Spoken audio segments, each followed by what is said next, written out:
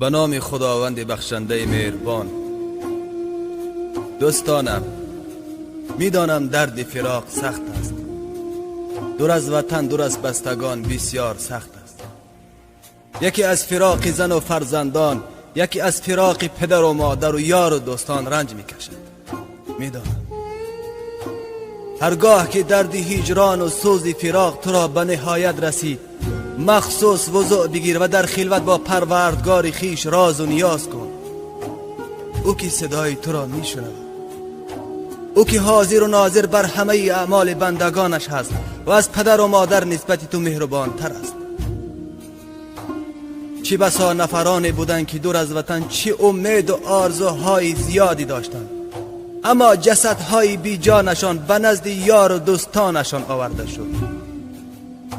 چه بسا نفرانی زیادی بی گناه زندانی شدند و چه بسا نفرانی زیادی صحت و سلامت رفتند، اما بیمار به نزد پدر و مادرشان آورده شد. دوستانم، پناه از این همه ناخوشی ها به سوی خداوند خویش کنیم. وای بر روز کسانی که روی نیاز به سوی دیگری دارند. چه بسا نفرانی اند که از یاد خدا غافل شدند، خداوند را فراموش کردند، دست به شراب و دزدی و زنا زدند و با اعمال زشت و ناپسند خویش شیطان را از خودشان خوشحال کردند. پناه از آن روزی که بازیچه دست شیطان شد. از جمله کسانی نباشیم که خدا را فراموش کرده باشیم، کسانی که خدا را فراموش کردند و خداوند نیز آنان را به فراموشی خواهد گرفت. خدایا، پناه از آن روزی که تو را فراموش کنیم و تو هم ما را به فراموشی بگیری.